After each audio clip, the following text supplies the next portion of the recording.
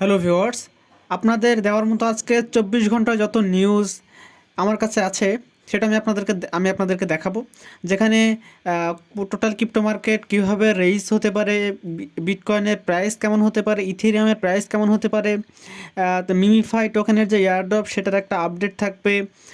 Overall অনেকগুলো information এই ভিডিওতে থাকবে। বেসিক্যালি একটা নিউজ ইনফরমেটিভ ভিডিও হতে চলেছে, তো পুরো ভিডিওটা দেখার চেষ্টা করবেন, অনেক ইনফরমেশন থাকবে।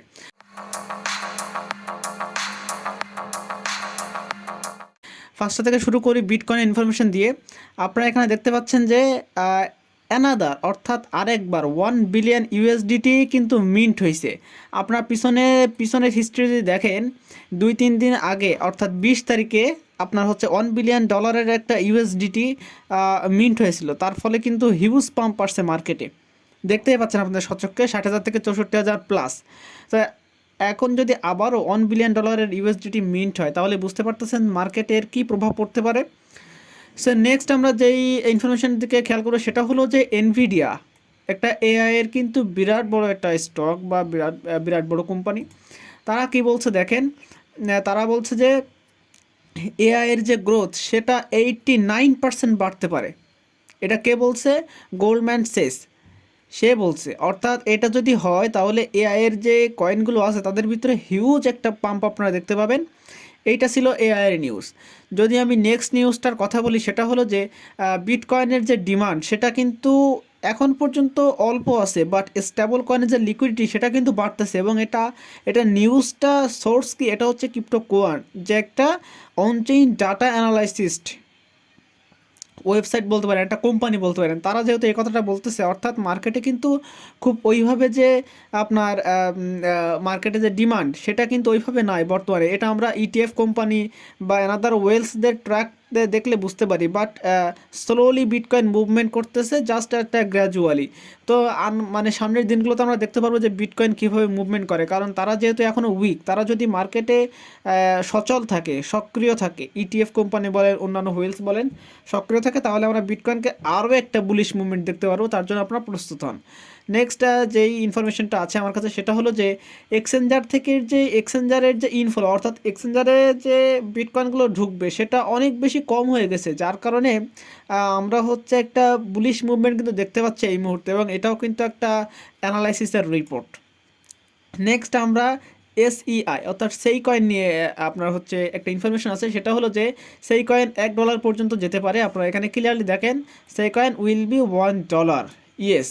বাট এটা মেজর কাহিনী হলো, আপনারা যদি চার্টের দিকে খেয়াল করেন তাহলে এখানে ক্লিয়ারলি দেখতে পাচ্ছেন যে একটা ব্রেকআউটের সম্ভাবনা আছে। এবং যদি এই ব্রেকআউটটা হয় তাহলে মার্কেটে হিউজ একটা পাম্প আসবে সেই কয়েনটা থেকে।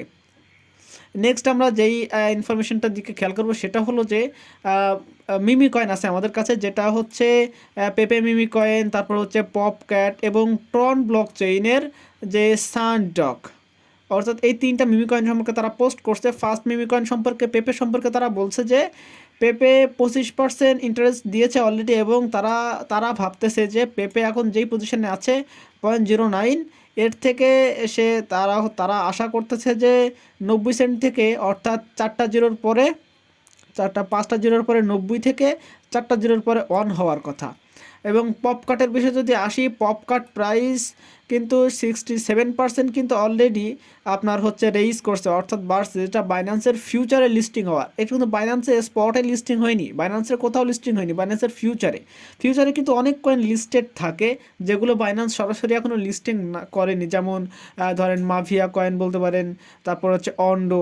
তো বেসিক্যালি সেই ধরনের কয়েন। তো এই জন্য হাইপটা বাড়ছে। কিন্তু তারা বলতে চাচ্ছে এটা আরও একটু পুল ব্যাক করতে পারে, সে আপনার ধৈর্য ধরতে পারেন। নেক্সট যে কয়েনটি নিয়ে কথা হলো সেটা হচ্ছে স্যান্ডকের প্রাইস অলরেডি এই সপ্তাহে 400% পর্যন্ত বাড়ছে। বাট তারা আরও আশা করতেছে যে এখন হচ্ছে স্যান্ডকের যদি প্রাইস আমি আপনাদেরকে দেখাই, এখানে দেখেন স্যান্ডকের যে প্রাইস সেটা হচ্ছে 23 সেন্টের আশেপাশে। এখন তারা প্রেডিক্ট করতেছে এটা 28 সেন্টে যাবে। এই ছিল মিমি কয়েনের নিউজ। নেক্সট আমরা যে নিউজটা নিয়ে কথা হলো সেটা হলো যে এইখানে অ্যানালাইস্টটা আরও বলতেছে যে অল টাইম যে হাই বিটকয়েনের সেটা আরও বাড়তে পারে। তারা বলছে যে তাদের একটা অ্যানালাইসিস্ট আছে যার নাম হচ্ছে ব্লানজেট, যেটা তার হচ্ছে ছদ্মনাম, তার রিয়েল নাম না। এবং তার টুইটারে কিন্তু অনেক ফলোয়ার্স আছে, প্রায় 2,70,000-এর উপরে ফলোয়ার্স আছে। তো সে একটা চার্ট শেয়ার করছে যে ইলিয়েট ওয়েভ দিয়ে সে একটা ইনফরমেশন শেয়ার করতেছে যে শেয়ারে কিন্তু অলমোস্ট 75 থেকে 76 হাজার ডলার পর্যন্ত মার্কেট এই বুলিশ মুভমেন্টে যেতে পারে।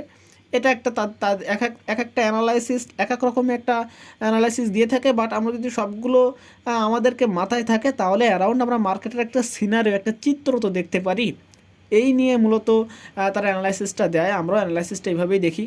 তারপর এই অ্যানালাইসিস দেখার ফলে নিজেরা অ্যানালাইসিস করবেন, তাহলে বেটার একটা রেজাল্ট পাবেন। নেক্সট আমরা যেই নিউজটা সম্পর্কে আপনাদের কথা হলো সেটা হচ্ছে ইথেরিয়াম নিয়ে। ইথেরিয়ামে একটা অ্যানালাইসিসের চোখে তারা দেখতে পাচ্ছে যে ইথেরিয়ামের একটা মেজর পুশ আসতে পারে। তারা এর কারণও বলতেছে, তারা বলতেছে যে ইথেরিয়াম যেই পজিশনে ট্রেড করতেছে হচ্ছে $2700 আশেপাশে, এখান থেকে তারা যদি অ্যাভোভ উইকলি যে আপনার হচ্ছে ক্যান্ডেল বলেন, সেই ক্যান্ডেলে যদি ইথেরিয়ামের প্রাইস $2800 উপরে থাকে তাহলে তারা এক্সপেক্ট করতেছে 3000 থেকে 3500 অর্থাৎ $3500 পর্যন্ত মার্কেটে একটা পুশব্যাক মিলতে পারে ইথেরিয়ামের থেকে। কারণ হচ্ছে আমি যদি নেক্সটের কথা বলি যে কারণ ইথেরিয়ামে যে রেড কাটের ফলে যে বিটকয়েনের যে বুলিশ মুভমেন্টটা আসছে না, এটা ইথেরিয়ামের উপরেও আসবে, এভাবে তারা বলছে। নেক্সট আমাদের কাছে যে ইনফরমেশনটা আসছে সেটা হচ্ছে buying Ethereum ETF could be inside show.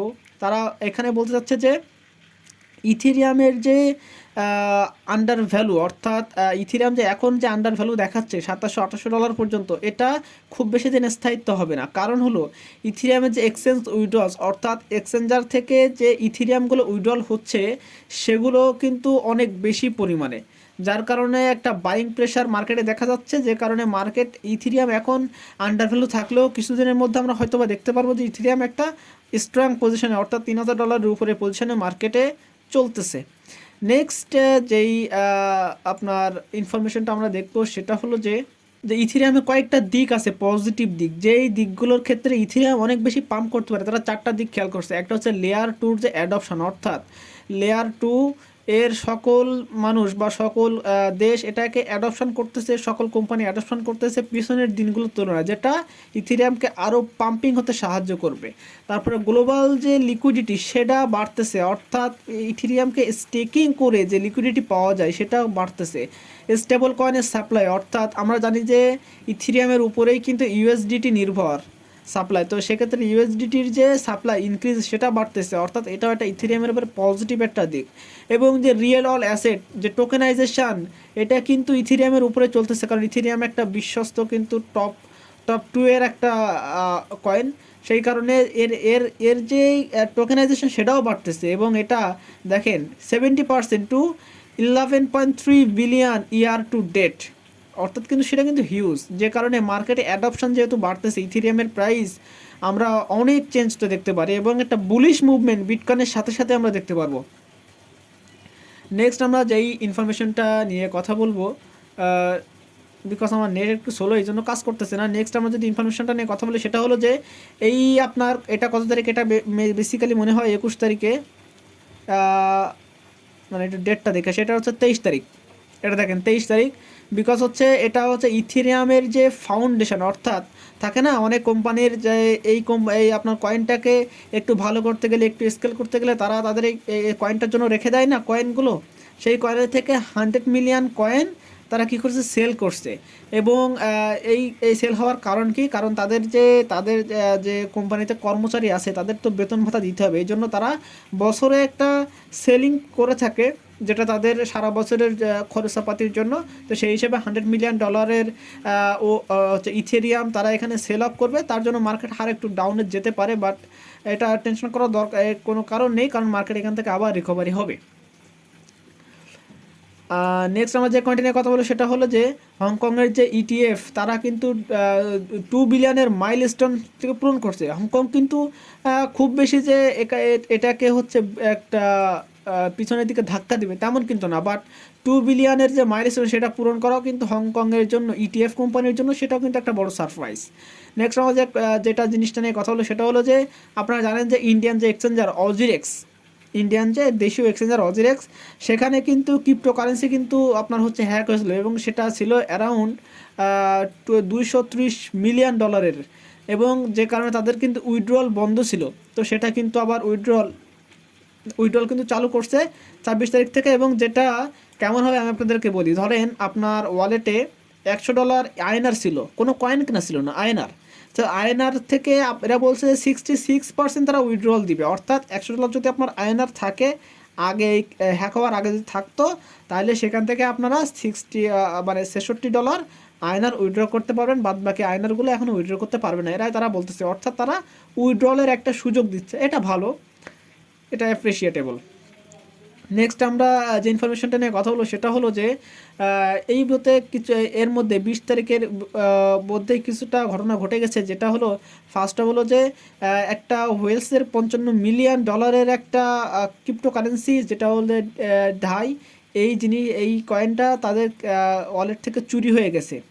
এটা একটা হ্যাকিং জাস্ট। এবং ম্যাকডোনাল্ড কিন্তু অনেক বড় একজন ফেমাস ব্যক্তি, তার অ্যাকাউন্টটা হ্যাক হয়েছে।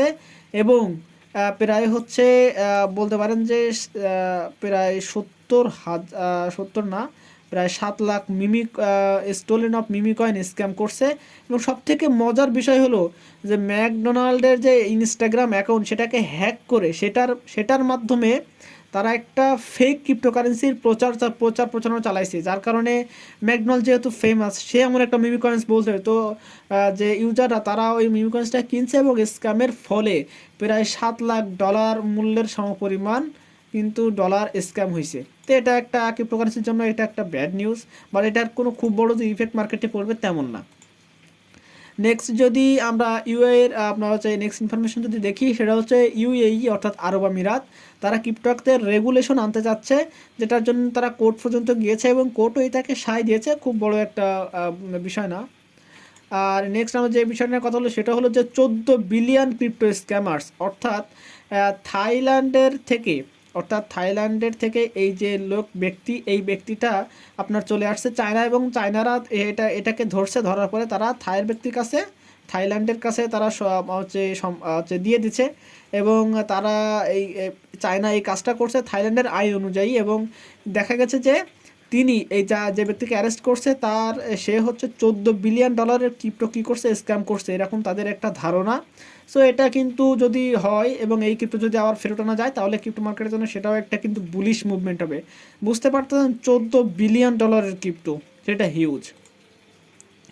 নেক্সট আমরা যেটা নিয়ে কথা বলি সেটা হচ্ছে যে দেখেন এমটি গক্সের ফর্মার সিও, অর্থাৎ আগে এমটি গক্সে একটা এক্সচেঞ্জার ছিল, সেই এমটি গক্স কিন্তু একটা এক্সচেঞ্জারের নেম এবং সেই এক্সচেঞ্জারের সিও, বাইন্যান্সে যেমন সিও থাকে, অন্যান্য এক্সচেঞ্জারের যেমন সিও থাকে, তেমন এমটি গক্সের যে সিও, সেই সিও নতুন একটা ক্রিপ্টো ভেঞ্চার, অর্থাৎ ক্রিপ্টো ভেঞ্চার বলতে আমরা যেমন ফান্ড দেখি না, আমরা ফাউন্ডার্স বা ব্যাকার্স কারা আছে কোনো কয়েনের পিছনে কারা আছে এটা দেখি না, তো তেমন যেমন বাইন্যান্সের একটা ভেঞ্চার আছে, তারা কি করে কোনো কয়েনের হচ্ছে ফান্ডিং দেয় যাতে সেই কয়েনটা আরও ভবিষ্যতে ভালো করতে পারে, তেমন এরাও একটা ভেঞ্চার চালু করতে যাচ্ছে।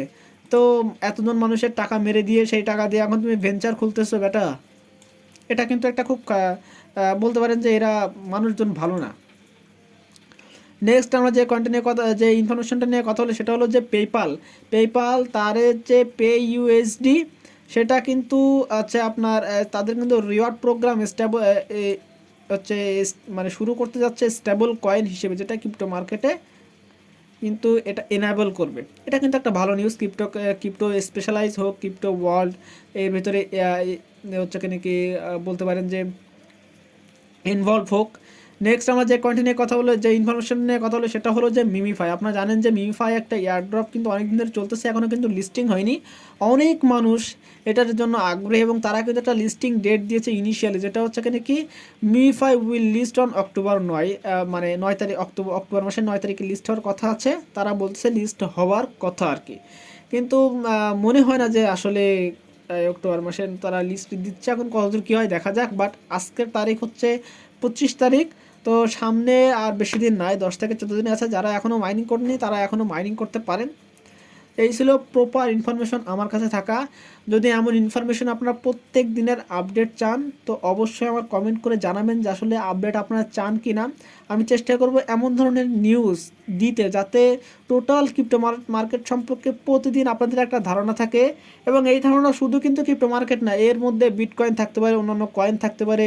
এই যেমন আমি আপনাদেরকে একটা চার্ট দেখালাম এখানে, এখানে আমি আপনাদেরকে একটা চার্ট দেখালাম, কোথায় জানি এখানে, যে এই হচ্ছে তারা বলতে চাচ্ছে যে এই কয়েনটা $1 পর্যন্ত যাবে। এর রিজনটা তারা বলছে, এমন অনেক অ্যানালাইজড মার্কেটে ঘুরে, যেটা আপনারা কেউ দেখেন না, কেউ আপনাদেরকে দেখায় না। জাস্ট যারা হচ্ছে আপনার টেলিগ্রামের চ্যানেল খুলে বসে থাকে তারা অনেকে জানে, বাট আপনাদেরকে জানায় না। আমি চেষ্টা করবো আপনাদের এই ইনফরমেশনগুলো জানাতে। তো অবশ্যই কমেন্ট করে জানাবেন এই ধরনের ভিডিও আপনারা চান কি না, এবং আপনারা অবশ্যই কমেন্ট করে জানাবেন। আমি কমেন্টের বিষয়ে একটা জিনিস ভাবতেছি, যে আপনারা যে কমেন্টগুলো করেন সেই কমেন্টের অ্যান্সার কিভাবে দেওয়া যায়। কমেন্ট যদি খুব হচ্ছে সিরিয়াস হয়ে থাকে, যে কমেন্টের একটা ভিডিও করা দরকার, অবশ্যই সে সম্পর্কে ভিডিও মেক হবে। এবং তাছাড়াও আমি কিন্তু আমার যে টেলিগ্রাম চ্যানেল আছে সেই চ্যানেলে কিন্তু আমি এর আপডেট দিয়ে দেবো প্রত্যেকজনের কমেন্টে। সেটা তো আর আপনার হচ্ছে যে কোনো এক সময় সবার কমেন্ট মিলে একটা ভয়েস বা একটা আপনার হচ্ছে লেখালেখি কিছু একটা আপনাদেরকে দিব, যাতে আপনারা সন্তুষ্ট হন। তো সবাই ভালো থাকবেন, এবং আলটিমেটলি আমার চ্যানেলে যদি নতুন হয়ে থাকেন অবশ্যই সাবস্ক্রাইব করে পাশে থাকবেন এমনি নতুন নিউজ ইনফরমেশান আপডেট পাওয়ার জন্য।